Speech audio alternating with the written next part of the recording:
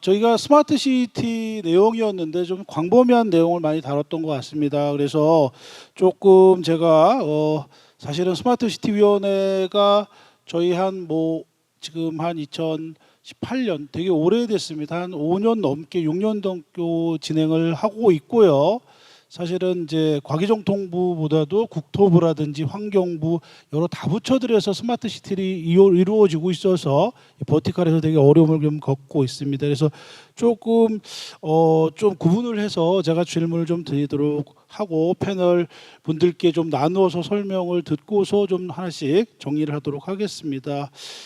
첫 번째는 항상 우리가 계속 얘기가 되고 있습니다. 버티컬 사업에서 4G도 있고 LTE도 있고 와이파이도 있고 여러 가지가 있는데 왜 스마트 시티를 할 때 5G가 코어 기술로 사용이 되어지는, 아까 설명도 좀 해주셨거든요. 미래를 보면 이런 게 필요하다 했는데 좀 그 부분에 대해서 실제로 우리 박형일 팀장님 또 사업을 진행을 하셨고 UCT부터 하셨었고요. 그래서 강지훈 팀장님 두 분께 각각 우선 왜 스마트 시티에 5G 기술이 꼭 필요한가에 대해서 좀 설명 부탁드리겠습니다. 네. 질문이 너무 좋아서요. 제가 이걸 잘 대답해야 되는데 교수님 대단하십니다. 5G가 당연히 코어가 될 수밖에 없어요. 첫 번째 측면에서 보면 지금 우리 이제 핸드폰 다 5G로 바뀌고 있잖아요. 거의 다 5G 됐고요. 향후에는 6G로 가겠습니다. 이제 현재는 5G의 시대이기 때문에 첫 번째 이 접점에 대한 부분이 5G예요. 그러니까 관리자, 사용자, 이런 부분들, 시민들 이런 부분들이 다 5G를 이미 이제 채널로서 활용을 하고 있습니다. 그래서 저희들이 스마트 시티의 기본적인 어떤 그 접점이라는 부분에서는 5G가 기본이 될 수밖에 없고요. 이 두 번째 부분은 수많은 객체들이 존재합니다. 도시에는 기존에는 저희가 4G나 3G에서는 다 수용하지 못했던 그 수많은 수백만에 해당할 수 있는 이러한 객체들을 기지국에서 충분히 수용할 수 있는 게 사실은 5G거든요. 그런 측면에서 비용적인 측면만 계속 개선이 된다고 하면 상당히 많은 부분, 도시 인프라 부분이 어떤 객체라는 관점에서 들어와 줄 거라고 생각을 하고 있어요. 세 번째는 또 중요한 부분인데 이제 네트워크 슬라이싱이라든지 이런 기술들이 이제 더 대중화되고 상용화되겠지만 5G의 이런 신뢰성 뭐냐 하면 CCTV, 이제 우리가 흔히 얘기하는 CCTV나 혹은 기후 센서, 먼지 센서 같은 서비스 레벨이긴 하나 중요도가 다 달라요. 그러니까 어떤 부분은 망의 신뢰성이 굉장히 높아야 되고 밴드위스라든지 이런 것들이 확정적으로 지원이 돼야 되는데 어떤 부분들은 좀 끊어져도 되고 때로는 좀 부족해도 되거든요. 그러한 차원에서 네트워크에 대한 어떤 슬라이싱 기술이라든지 이런 릴라이어빌리티라든지 이런 부분들을 조절할 수 있다는 면에서 5G는 기본적인 근간이 될 수밖에 없다고 저희는 판단을 하고 있습니다. 예, 이상입니다. 네, 좋은 얘기.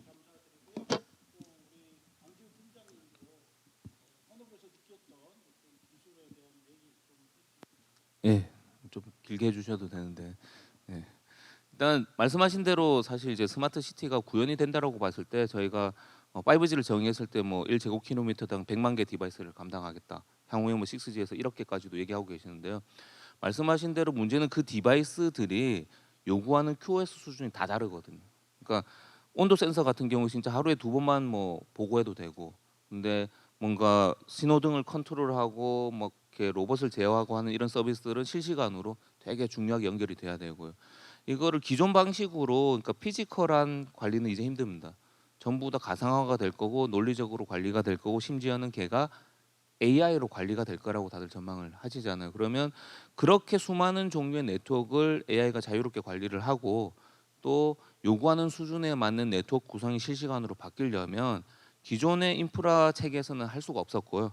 그거에 맞게끔 바뀐 게 사실은 5G 아키텍처인 거고, 그게 이제 서비스 베이스드 인터페이스를 가져가면서 바뀌어 준 거거든요. 그래서 그런 부분들이 스마트 시티에서는 좀 필수적인 요소가 되는 겁니다. 그래서 지금처럼 무슨 과가 어디 네트워크 관리하고 무슨 과가 어디 네트워크 관리하고 이게 아니라 이제 도시를 전체 이루는 네트워크는 되게 정형화되지 않고 유기적으로 계속 변하면서 갈 거기 때문에, 그래서 그런 플렉서블한 네트워크를 어떻게 관리할 거냐라는 측면에서 프로그래밍 가능한 5G가 답이다. 그래서 이제 스마트 시티에서는 코어가 될 수밖에 없다라는 거고요. 그리고 아까 말씀드린 대로 그렇게 프로그래밍 가능해야 되니까 그래서 API나 이런 표준화된 방법을 가지고 관리할 수 있게끔 5G가 이제 진화해 온 거고요.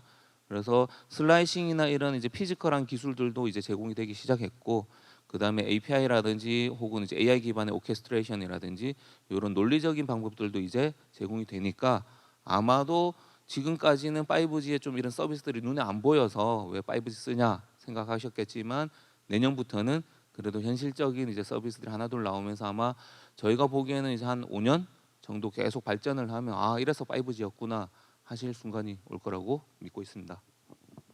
네, 우선 좋은 말씀 감사드리고요.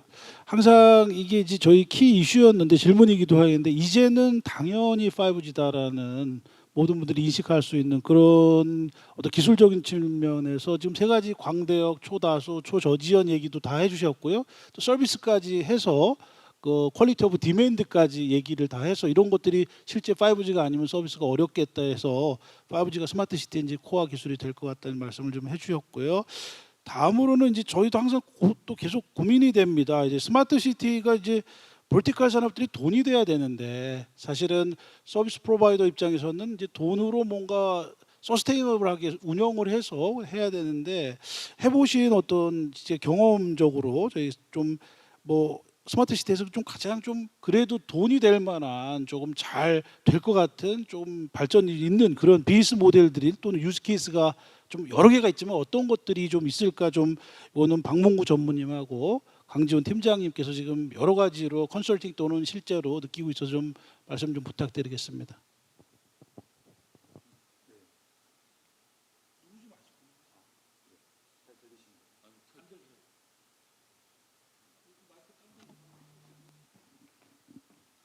네, 그냥 사실은 한 2년, 2-3년 전만 해도 많은 상상력이 필요했겠지만 지금은 이제 아까 말씀드린 대로 작은 상상력 내지는 뭐 약간 논리 유추 능력 뭐 이런 부분들만 있으면 될 것 같은데 일단 공간에서 아까 강지훈 부장님께서 MR 쪽으로 간다 그랬잖아요. 그러니까 MR 쪽으로 간다는 게 꼭 뭐 논리적인 결과라기보다는 MR로 해서 이 CT의 공간 내에서 여러 가지 게임들을 하는 서비스를 해야 되는, 저는 이제 여러 가지 시나리오를 만들 수 있는데 그 시나리오를 작동시키려면 지금 현재 상황에서는 굉장히 힘들거든요. 굉장히 많은 플레이어가 한 지역에 모여서 그 동영상스러운 그 영상, 비전 데이터들을 서로 공유하면서 그리고 서로가 서로 간의 인터액션을 서로 받아가면서 해야 되잖아요. 그런 것들이 있으면 도시의 포켓몬고가 당연히 되는 것처럼 여러 가지 서비스들, 할머니를 돕는 복지 서비스도 포켓몬고처럼 할 수가 있고, 그리고 그렇게 움직이는 학생들이 할머니나 이런 분들을 보건소를 모시고 갈 때 그 중간에 만나는 결식아동 학생들을 어떻게 할 건지를 할 수도 있고, 과거의 임무는 마치 우리가 그 4G 시절의 임무들은 그런 비전 데이터를 쓸 수 없으니까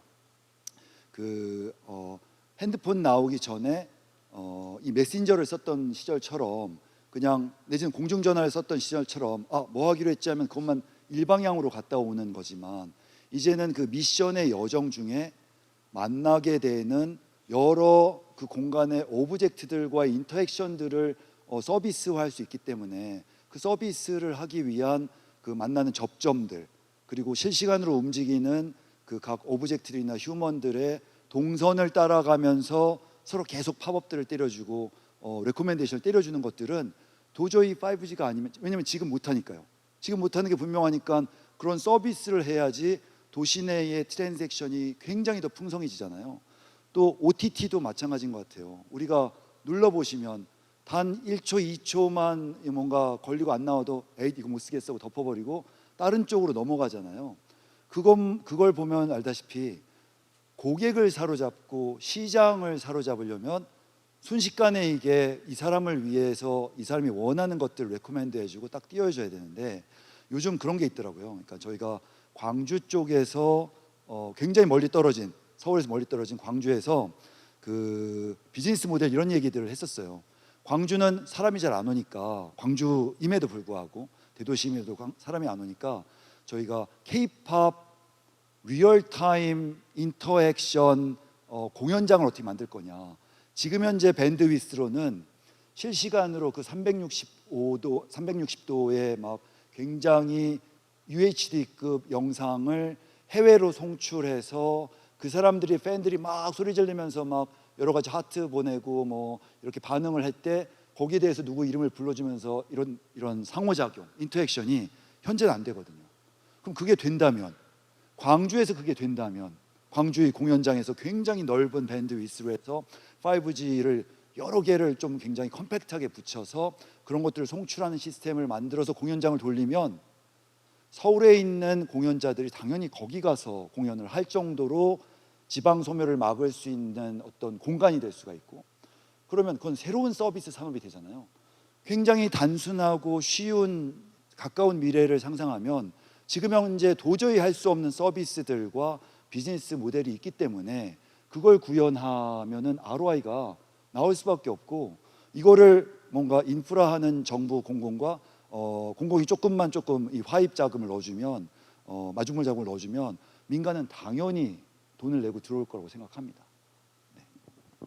네, 그래서 우선 뭐그 리얼타임으로 실시간성 어떤 광대역 서비스 이런 것들이 큰 또 유스 케이스가 아닌가 이렇게 얘기를 해주신 것 같습니다. 지역 맞춤형도 있고요. 강준 팀장님도 한번 해보시면서 어떤 비즈니스가 또 유스 케이스가 그래도 가장 좀 요새 핫한 건지 좀 말씀을 좀. 저희 먹고 사는 기밀을 자꾸 달라 하셔가지고, 예, 일단 통신이지 않습니까 저희는. 그리고 제가 또 CT 위원회라서 예, 사실은 이제 다른 산업보다 CT는 수익 내기가 사실 많이 힘들었고 유즈 케이스가 찾기 힘들었는데, 지금부터 이제 가능해지는 부분이 결국 통신이라는 거는 거리를 없애주는 겁니다. 그래서 지금 요약하자면 배달의 민족 같은 이제 배달 서비스가 앞으로 돈이 되겠죠. 단지 지금까지의 배달 서비스는 피지컬한 물건을 갖다 주셨고요. 앞으로의 배달 서비스는 서비스를 가져다 주시는 겁니다. 제가 보통 이제 서비스 온 더 휠이라고 불러드리는데, 피지컬한 서비스가 서비스 결과물이 고객이 원하는 장소까지 갈 수도 있지만, 가상적인 어떤 서비스를 예를 들어서 제가 뭐 전구나 이런 걸 수리해야 되는데 원격에서 AR로 연결해서 같이 수리를 한다든지, 혹은 제가 목욕탕이 필요한데 공부방이 필요한데 그거를 원격으로 배송해 주신다든지 자율주행으로 배송해 주신다든지 이런 서비스가 될 거라고 봅니다. 왜냐하면 시티에서는 지금 가장 중요한 이슈가 사실은 인구 소멸이거든요. 그래서 서울을 제외한 모든 지역이 지금 인구 소멸로 접어 들어갔고요. 특히 뭐 강원도라든지 전남이라든지 이런 데는 거의 이제 단위를 유지하기 힘들 정도로 인구가 줄었고요. 한 5년 있으면 거의 몇 분 안 계세요. 그럼 그분들이 약국 한번 가려면 강원도 거기는 2시간을 차를 타고 가셔야 된다. 그러면 그분을 위한 예전에 설계했던 저희가 차량을 보내주는 서비스가 맞는지, 택시를, 아니면 그분이 필요로 하는 약과 뭐 다른 뭐 음식과 책과 목욕 같은 서비스를 실어서 보내드리는 게 맞는지, 저는 후자라고 보는 거죠. 그리고 그걸 가능하게 해주는 게 말씀드린 대로 이제 5G가 발전해 오면서 이제부터는 서비스가 제작이 가능하고 딜리버리가 가능해졌기 때문에 앞으로는 서비스를 딜리버리하는 쪽이 분명히 도시에서 필요로 하실 거고요. 그게 아마 수익 모델이 바로 오실 수 있는 내용이지 않을까 그렇게 보고 있습니다. 네, 아주 새로운 얘기를 좀 해주셨네요. 서비스 에즈 딜리버리, 뭐 이렇게 서비스 딜리버리, 뭐 이렇게 해서 개인 맞춤형 어떤 지역 맞춤형 서비스를 우리가 할 수 있는 이런 것들이 뭐 자율주행과 통신과 같이 합해져서 어우러지는 서비스로 나올 수 있겠다는 얘기를 해주셨고요.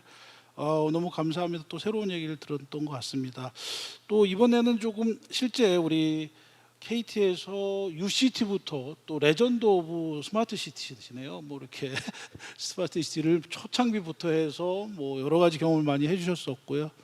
그래서 뭐 지금까지 계속 또 많이 하고 계시는데, 우선은 뭐 질문을 저희가 드리려고 했던 거는 사실 KT에서의 어떤 이 스마트 시티의 프로젝트를 하시면서 역할을 좀 질문 드리려는데 아까 발표 좀 얘기를 해주셨습니다. 공공성 얘기도 해주셨고요. 또 한 가지는 또 여러 가지 어떤 지자체랑 뭘 하시면서 가장 어려운 이슈들이 어떤 것들이 있는지, 그게 뭐 정책적인 것인지 뭐 법률적인 것인지 뭐 구현인지 좀 그런 거에 대해서 한번 경험을 좀 말씀해 주시면 감사하겠습니다. 네, 제가 다 말씀드린 건 아닌데 받아들여 주셔서 감사합니다. 어, 스마트 시티가 5G 사실 인프라잖아요. 이게 서비스라고 보기 힘든 인프라인데 이걸 어떤 식으로 활용해 가야 되느냐, 그런 활용의 장으로서 스마트 시티가 의미 있다고 생각을 해요. 그리고 스마트 시티가 과거 UCT일 때 해결하지 못했던 그런 일들이 있는데 그런 것들을 5G에서 저희가 가능케 했다는 점에서 이쪽 커뮤니티가 얼마나 5G 커뮤니티가 중요한가, 이런 생각도 다시 한번 와서 하게 됐습니다. 첫 번째, 제가 UCT 할 때부터 지금까지 똑같은 내용은 KT가 기간 통신 사업자라는 거예요. 뭐냐면 5G도 마찬가지지만 기존에 저희가 백본망이라든지 지선망이라든지 이런 것들을 할 때 지자체에서 굉장히 돈이 많이 들어갑니다, 이게. 근데 KT는 이미 갖고 있는 것들이 있거든요. 그러한 역할들을 할 때 기간 통신 사업자로서의 기본적인 어떤 이런 역할들이 있었고요. 두 번째는 이게 너무 장기 사업이라는 거예요. 그러니까 최근에 나왔던 우리 에릭슨은 우리 팀장님도 말씀하셨지만 강소형 스마트 시티, 뭐 지역 거점 스마트 시티 사업이라고 그래서 5년짜리 사업. 이게 뭐 5년입니다. 기본이 뭐 도시개발 사업 우리나라 한 10년 걸립니다. 제가 예로 들었던 파주 운정 11년 걸렸습니다. 그게 뭐냐면 제가 그 실패했던 경험도 말씀을 짧게 드렸지만 중소기업에서는 도저히 이 기간을 버틸 수가 없어요. 제가 망했습니다. 실제 제가 피해자거든요. 하지만 KT는 그러한데 좀 이 체력을 가지고 버티면서 기술 발달 수준을 민감하게 따라가면서 장기를 버틸 수 있는 사업자라고 생각을 해요. 그러니까 뭐 신기하게 나오면 KT가 먼저 하고 있습니다. 뭐 지금 우리 스크린클 폴을 지금 열심히들 즐기고 있지 않습니까? 그 KT도 했었어요, 초기에. 근데 드랍을 제일 빨리 합니다. 그리고 저희가 뭐 파란 뭐 해가지고 접었지만 사실은 KT의 하이텔, 요게 진짜 그 어떤 이런 포탈 서비스로는 제일 최창기인데 접었습니다. 그러니까 저희들이 초창기에 이렇게 새로운 기술과 서비스를 가지고 가면서 성공시킨 것도 물론 있죠. 이제 지니 같은 OTT라든지 이런 것들은 저희들이 정말 잘하고 있거든요. 제가 보기에도 그런 성공 사례도 갖고 있지만 실패 사례도 끌어오면서 어떠한 이러한 그 신기술들, 이 장기적으로 체력을 가지고 계속 시도하면서 도시에도 적용을 하고 있어요, 실제로. 그런 차원에서 역할이 있다고 보고요. 또 하나는 단연간에 그래도 축적된 경험과 기술이 있습니다. 그래서 이제 초기에 스마트 시티를 진행하다가 중간에 이제 저희가 대기업들이 참여 지치가 제한되면서 어려웠던 게, 시행사나 공공기관에서 어려웠던 게 이게 절차와 어떤 프로세스들 이런 것들이 좀 규정돼 있는데 착공조차 하지 못하고 이렇게 지나갔던 그런 이슈들이 있어요. 그러한 이슈들을 충분히 해결할 수 있는 이런 오랜 경험이 있기 때문에 그런 부분에서 뭐 시행이나 아니면 공공기관 같이 협업하는 데 크게 도움이 될 수 있다고 보고요. 기본적으로 저희가 ESG도 실행을 하고 있어요. 그래서 최근에 아산 스마트 시티를 저희가 이제 리딩을 했었는데 그 안에 ESG에 대한 내용도 좀 넣습니다. 뭐냐하면 말씀하신 그 지역 소멸의 문제들을 극복하기 위해서는 그 지역에 있는 주민들이 업그레이드 돼야 되고 또 지역에 또 누군가는 찾아와야 되고 이런 모델들이 있어야 되는데 저희 쪽에 이제 에이블스쿨이라든지 아니면은 그 IT 서포터스라든지 이런 활동들을 하고 있는데 이런 내용들을 함께 집어넣어서 조금 서비스를 풍성하게 만들 수 있는 그런 ESG적인 그런 역할도 좀 하고 있어서 저희들이 향후에도 계속 이러한 역할을 계속 해나갈 수 있다라고 그렇게 생각합니다. 예, 이상입니다. 혹시 저 어려웠던 점들을 간단하게. 너무 많았습니다. 어려웠던 점들이 하면 그 사실은 제가 기획 단계에서는 뭐가 됐다고 생각했는데 실제로 기술이 안 되는 것들이 너무 많았어요. 예를 들어서 이제 판교제로 시티 할 때도 기술적으로 보면 LT 갖다 붙이면 되는데 국토부에서는 웨이브를 붙이라고 그래요. 근데 두 개가 하이브리드로 붙어 있는 제품이 그 당시에 없었어요. 억지로 만들어서 집어넣고 뭐 이런 어떤 과정들을 거쳐야 되고, 그 다음에 제가 이제 단연간의 사업들, 이렇게 긴 사업들을 끌고 가면 담당자가 자꾸 바뀝니다. 이제 저희 쪽에선 그래도 덜 바뀌는데 지자체는 막 1년에 막 그 중간 기관은 6개월에 막 바뀌고 이래요.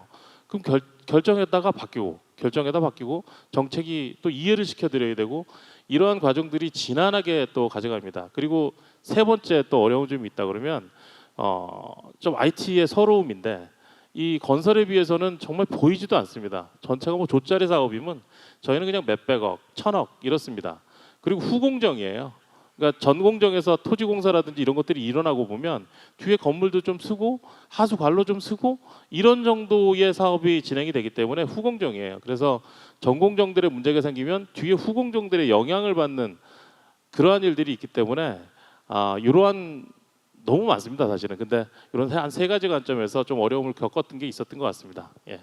네, 하여간 전반적으로 많은 경험에 의해서 말씀을 좀 해주셨고요. 다음으로는 이제 우리 박문구 전무님께 좀 질문을 드리겠습니다. 우리 스마트 시티가 여러 가지 시티 관점의 서비스들이 있을 텐데요. 저희가 좀 퍼블릭 서비스 입장에서 보면 거버먼트나 또는 시티즌 시민의 입장에서 우리가 어떤 서비스들 또는 우리가 5G를 이용해서 어떤 퍼블릭 서비스들을 좀 할 수 있을 것인지 좀 국내 또는 해외 사례나 이런 것들이 있으면 좀 말씀을 해주시면 감사하겠습니다. 네.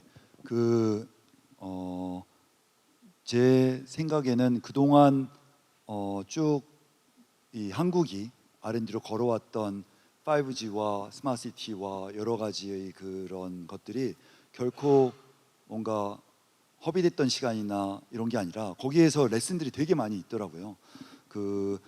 실제로 대구 스마트시티의 카이아, 국토부 카이아랑 같이 참여하면서 했을 때 제가 그 국토부 카이아의 그분이 토목 출신이세요. 그래서 그때는 이제 벌써 한 7, 8년 전인데 그때 말씀드리면서 서비스 디자인이 필요합니다. 이게 아랫단에서 인프라로 쭉 올라오지만 그게 완성된 다음에 서비스를 펼치는 게 아니라 완성이 된 모습이 투비가 먼데 그러면은 서비스단도 위쪽에서부터 쭉 내려오면서 시민들이 좋아하는 걸로 해서 둘이 랑데브를 부딪혀야 되거든요. 그게 토목과 같은 건설과 같은 하드웨어 산업이 아니라 사회학, 경제학, 복지학, CT가 가져야 되는 그 기본적인 그 모델링, 사회 모델링이 갖고 있는 속성이거든요. 그러면은 두 가지가 동시에 딱 랑데브를 해야지 진짜 스마트시티로서의 모델링과 하드웨어가 그게 작동할 텐데 보통은 토목이나 막 아까 말씀하신 대로 건설 위주로 이게 금액이 크다 보니까 그게 더 중요한 것 같아서 시장님이 그거 유치하고 거기에 막 MOU하고 하다 보면 서비스 디자인의 영혼들이 많이 사라지는 경우가 있는 것 같아요. 그래서 아예 뭔가 이 디지털 리터러시가 있는 거버넌스를 갖추고 그 거버넌스에 있는 디자이너가 양쪽을 동시에 알면서 랑데브를 시킬 줄 아는 사람이 되게 필요하고 그런 게 이미 레디메이드 돼서 들어가 있는 요즘 제가 이제 어딘가 기고문 한 군데 썼는데 CT ERP 서비스 디자인이 가미된 CT ERP가 되게 중요할 것 같습니다. 그 CT ERP 좋은 사례는 아까도 발표됐던 교통공학인데요. 교통공학이 교통과 치안의 목적으로 쓰잖아요. 근데 거기에 들어간 건 5G까지는 꼭 안 쓰더라도 뭐 실시간 통신 그리고 알고리즘, CCTV, 센서 뭐 여러 가지를 쓰는데 다 첨단 기술이거든요. 그럼 치안과 시민의 세금으로 써서 치안과 그리고 교통의 목적으로만 쓰고 있는 인프라예요. 근데 거기에 들어간 기술은 다 스타트업들한테 전달되면 굉장히 저비용의 내지는 프리 오브 차지의 어떤 기터브처럼 뭔가 그 오픈 소스로 풀 수가 있는 것들이 되게 많거든요. 그럼 그런 것들을 풀어주면 그 도시에 있는 그 스타트업이나 여러 가지 새로운 엔트러프너나 대학교의 랩들은 굉장히 풍성한 무기들을 얻는 거잖아요.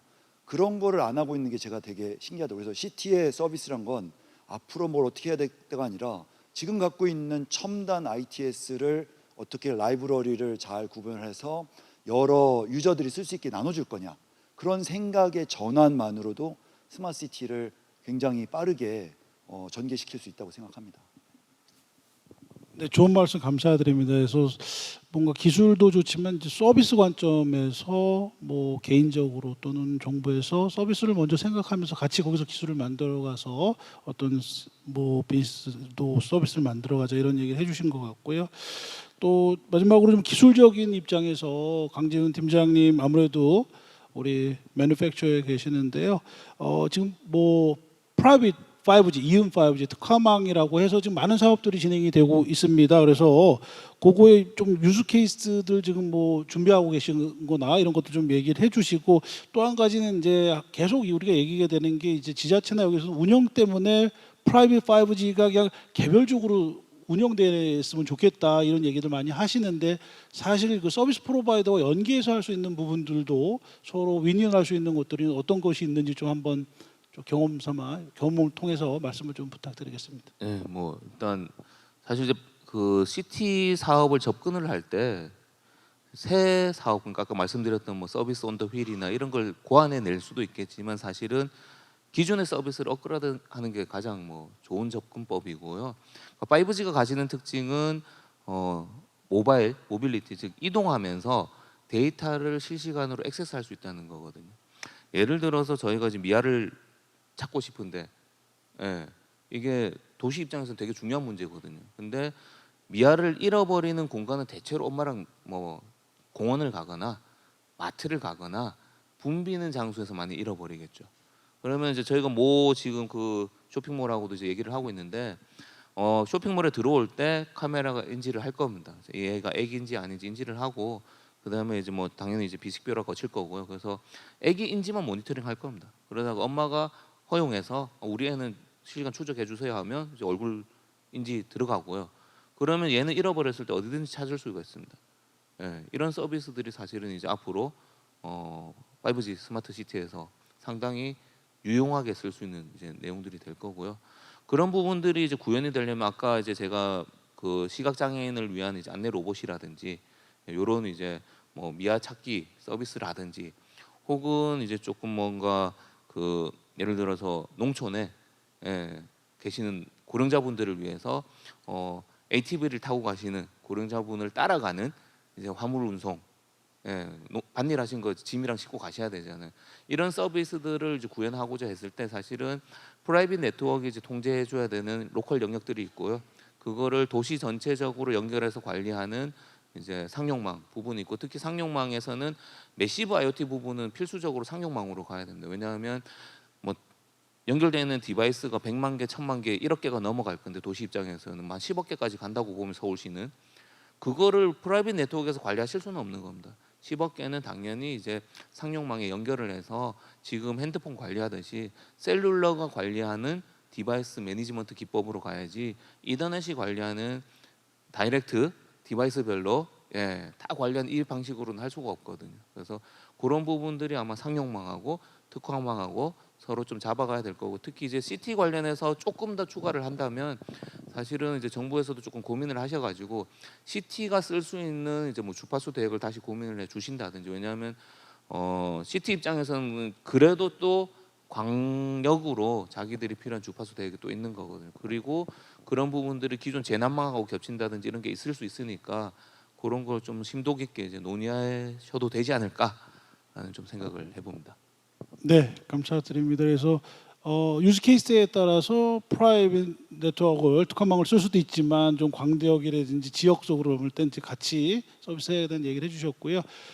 마지막으로 저희가 1분씩 뭐 한마디는 내가 꼭 해야겠다 그래서 강지훈 팀장님부터 순서대로 이렇게 1분씩 마지막 정리하는 말씀 듣고 제가 정리하고 마치도록 하겠습니다. 한 말씀 해주십시오.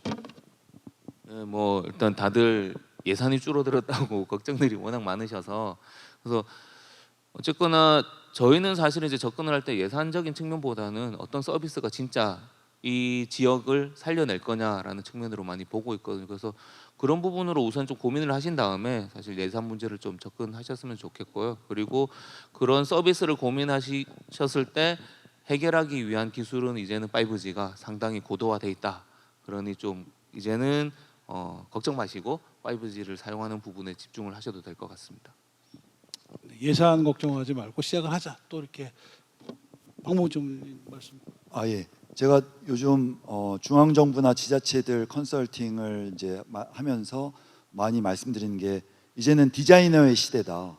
우리가 기술이 없는 것도 아니고 그리고 뭐 줄어들었다 할지라도 예산이 없는 것도 아니고 그리고 능력 있는 사람이 없는 것도 아니고 그러나 그들이 어떤 미래의 시나리오를 설정하고 그 시나리오에 맞는 비즈니스 모델들을 가져가면서 사람들, 시민과 참여자들에게 설득력 있는 스토리를 만들어 줄 거냐 이런 게 굉장히 중요한 것 같습니다. 그러려면은 마치 정말로 제가 존경하는 순천 시장님처럼 그 도시가 갖고 있는 유니크니스에 맞춘 스토리를 만들고 사람들 참여시키고 그러면서 그 모여든 그 트래픽을 기반으로 해서 또 새로운 비즈니스 모델을 우선순위를 잡아가지고 또 전개해가는 그런 지혜로운 디자이너들이 정말 필요한 시대고 거버넌스에 넣으면 예산이 줄어 좋은 로직과 그 경제 생각합니다.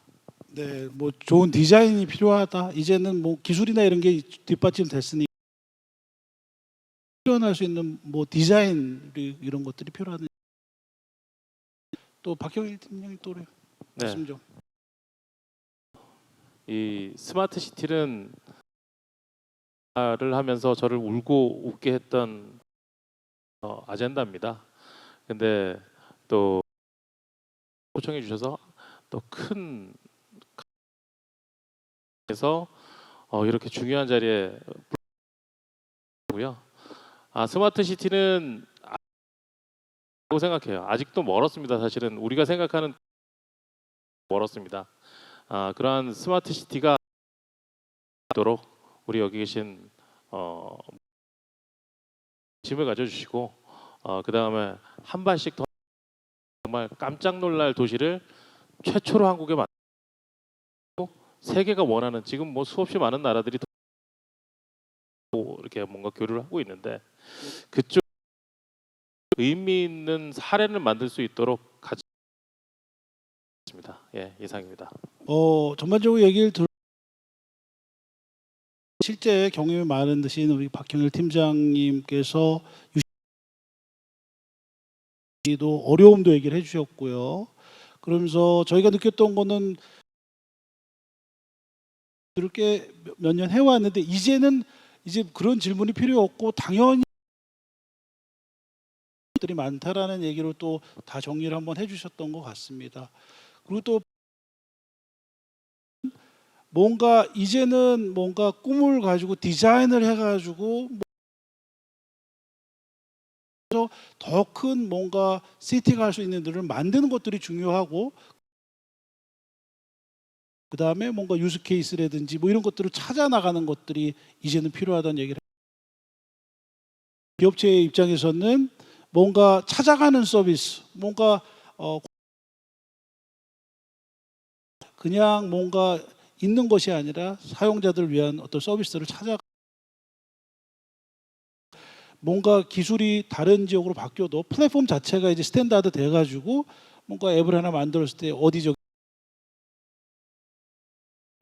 오늘 뭐 마지막까지 이렇게 경청해 주신 여러분께 다시 한번 감사드리도록 하겠습니다. 다시 한번 감사드립니다.